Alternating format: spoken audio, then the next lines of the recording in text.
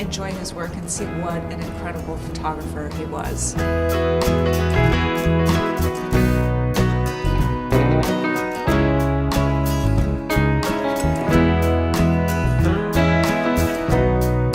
It is something to behold, seeing Jim's work.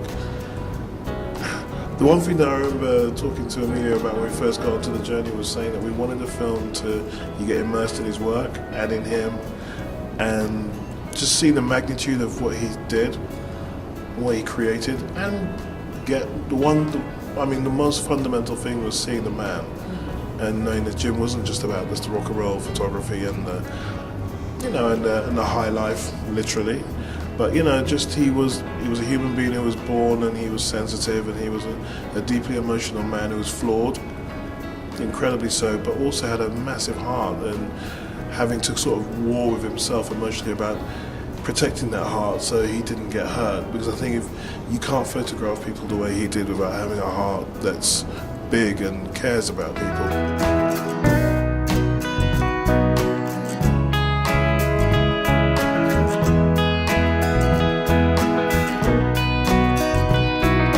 Jim really wanted to tell stories through his photographs, and I think he's a master of that, because you feel the emotion, whether it's just someone sitting there in thought, or it's Jimi Hendrix hitting the perfect note at Monterey Pop, not actually the live concert, but in rehearsal.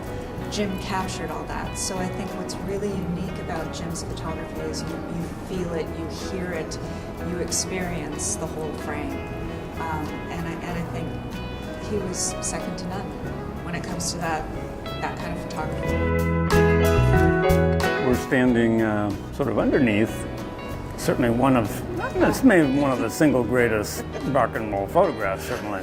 And the most ripped off one. Yeah, right. It's like, how do you define that? As well as rock and roll, as well as. And then over your right shoulder. Johnny Cash and Jim were very, very good friends, and when Johnny decided to do 2 live concerts, one at Folsom State Prison and one at San Quentin, he specifically asked for Jim to be the photographer. So they had a great trust and a great bond with each other. And that shot has many different stories, but the one Jim told me was, he said, "Hey Johnny, let's do one for the warden." And that's why Johnny Cash flipped it off. And John Carter in the film says that his father knew hardship, and he felt for people, and he really did care for the underdog, like Jim did. So they had that in common. They had a father thing going on, both of the men. So they had that, and they had an authority issue, both of the men.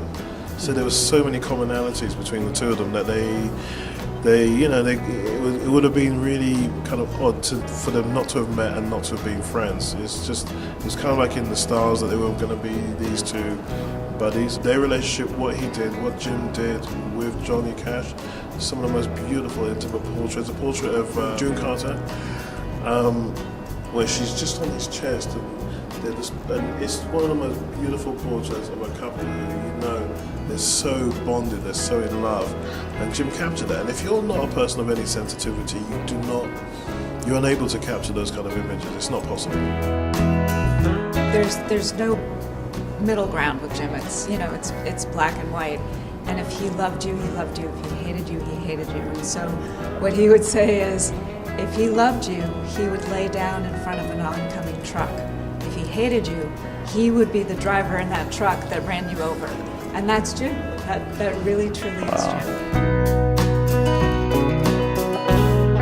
Well, what was this obsession with guns about? Like, I mean, you could say the man had a chip on his shoulder. I know. He did. He did. Chip on his shoulder and a gun on his belt. No, he did. As he said, I love cars, guns, and cameras. Cars and guns have gotten me in trouble. Cameras haven't. And that's true. Jim was an immigrant kid, so he grew up always feeling as if he was the outsider, and he always had to prove something. And I think that really pushed him to do a lot of things that he shouldn't have done. But I think it also really affected his work as well, because he was coming from the outsider's point of view. So he really, really wanted a photograph to show and experience the underdog, and to show people through that photograph what it was like.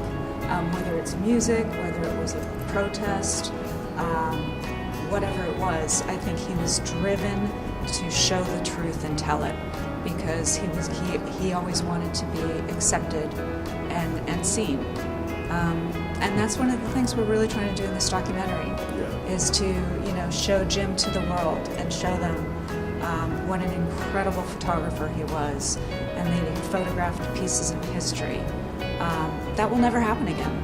They just won't. And we're really lucky that he left that for the world to see and learn from and be inspired by.